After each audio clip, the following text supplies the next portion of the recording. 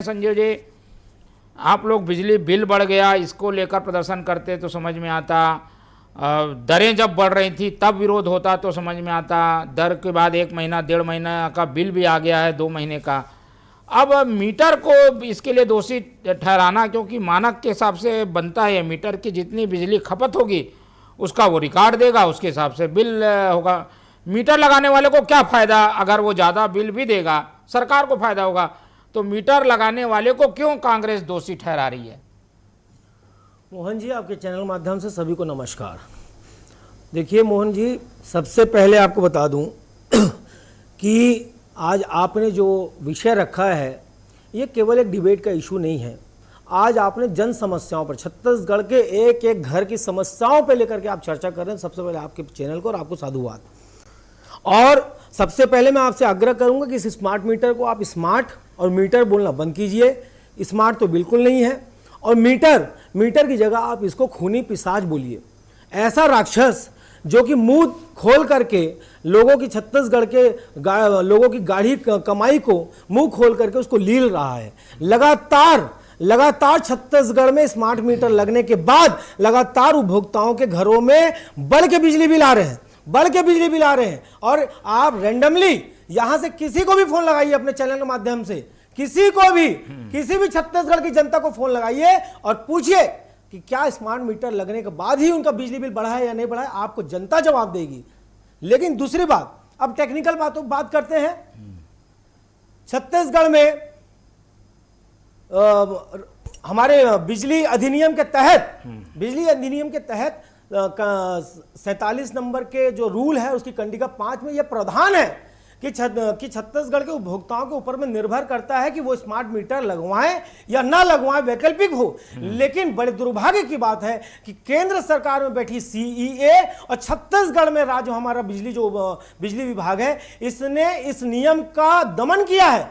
बगैर लोगों को बताए, जबरिया झांसा दे करके, लोगों को डरा धमका करके इस स्मार्ट मीटर को लोगों के घरों में लगाया गया है। और जब से स्मार्ट मीटर लगे हैं तब से ही बिजली बिल ज्यादा आ रहा है, इसमें कहीं कोई शक नहीं है। मैं पुनः कह रहा हूं, छत्तीसगढ़ की जनता से आप जवाब ले लीजिए। ठीक है ना। इसमें एक टेक्निकल बात जो सामने लाई गई वो ये कि अभी बारिश इस बार लेट हुई है, गर्मी काफ़ी लंबी चली है, और ये जो बिल आ रहा है वो गर्मी का बिल आ रहा है, क्योंकि जुलाई के 12 तारीख के बाद ये बारिश जैसी स्थिति बनी है और इसीलिए बिजली की खपत बढ़ी थी, इसलिए ये बिल आ रहा है। इसको लाया जा रहा है ध्यान में। क्या इससे सहमत हैं आप? मोहन जी, जितना लोगों के घरों में पहले गर्मी में बिल आता था, आज तो उतना ठंडी और बरसात में आ रहा है। क्या बात करेंगे भारतीय जनता पार्टी के लोग। और मैं आपको यकीनन बता रहा हूं कि ये भारतीय जनता पार्टी के लोगों के लिए भी बहुत बड़ा सिरदर्द बना हुआ है।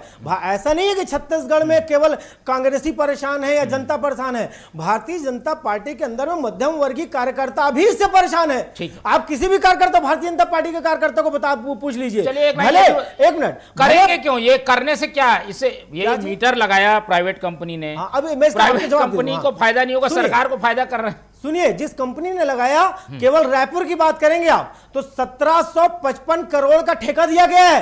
क्या बात करेंगे भारतीय जनता पार्टी के लोग, 1755 करोड़ का ठेका उस कंपनी को केवल स्मार्ट मीटर लगवाने के लिए दिया गया है। और उसके बाद जो सरकारों को फायदा होगा वो तो अलग। कैसे फायदा नहीं हो रहा कंपनी को? आप एक बात बताइए मोहन जी, एक आखिरी बात, सिर्फ 10 सेकंड लूंगा।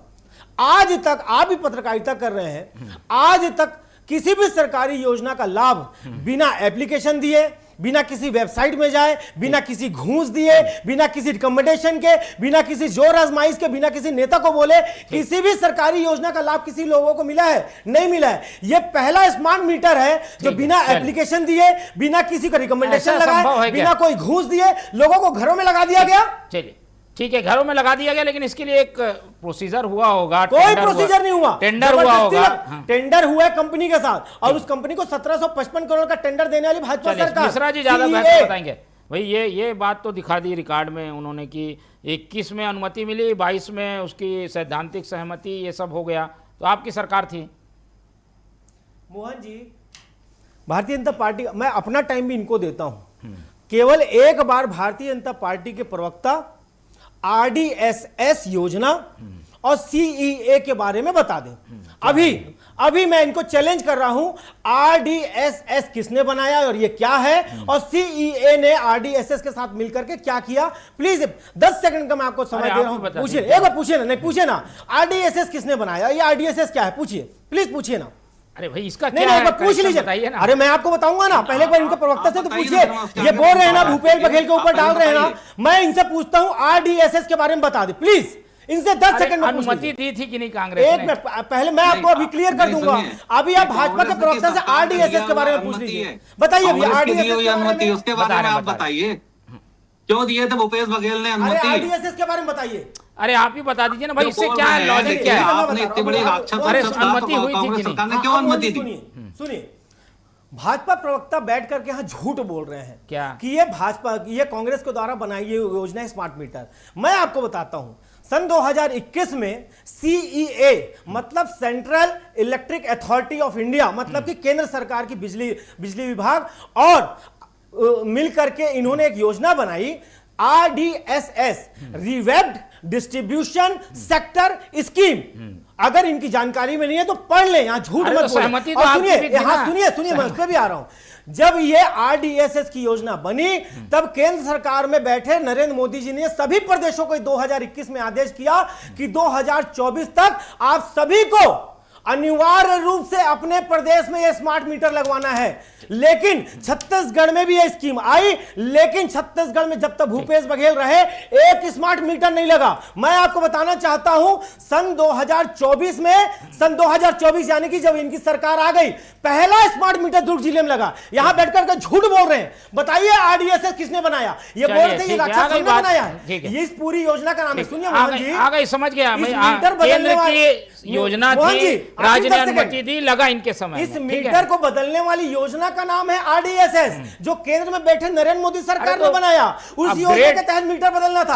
अब बोलिए कोई किसने बनाया इस राक्षस को? चलिए मैं प्रवक्ता से किसने बनाया इस राक्षस को? मुस्कुरा रहे हैं। एक मनीष जी को सुन लेते हैं पहले। मनीष जी, आरडीएसएस और सेंट्रल गवर्नमेंट होती है, कभी भी कोई भी सेंट्रल गवर्नमेंट खाली कोई भी चीज रहती है, संकल्प लाती है, लागू करना स्टेट एडवाइस अनुशंसा करती है, उसको मानना नहीं मानना राज्य सरकार के हाथ। गलत, फिर आपको बता रहा हूँ, सुनिए, अधिकार क्षेत्र में आता है। आप जो बोल महोदय रहे आप हैं पूरी पहले उसको जानकारी के पढ़िए, साथ सबकी नहीं व्यवस्था आए। क्या होती है भारत की। चलिए हम लोग आ जाएंगे, आप दोनों के पास आपके पास आऊंगा। मनीष जी, नहीं मनीष जी को एक मौका, ओपनिंग कमेंट्स आ जाए उनका। अरे उनका ओपनिंग कमेंट, अरे आ गया ना, बात आ गया। महत्वपूर्ण पॉइंट है, इस आरडीएसएस ने योजना बनाई कि स्मार्ट मीटर बदलना है, साथ में अनिवार्य रूप से, इसमें उल्लेख है अनिवार्य रूप से, जिसको 2026 में जब इनकी पोल खुल गई तब आरडीएसएस ने इसको हटाया। टाइम्स ऑफ इंडिया की रिपोर्ट दिखा सकता हूं इनको। 2026 में यह अनिवार्यता को आपने हटाया, उसको 2026 में आपने वैकल्पिक किया है। चलिए अब हम इस पे आएंगे कि आखिर, अरे चलो मीटर लग गया, इसका मतलब ये नहीं कि बिजली बिल बढ़ जाएगा। मीटर से क्या है उसका, इसको हम लॉजिक समझने की कोशिश करेंगे।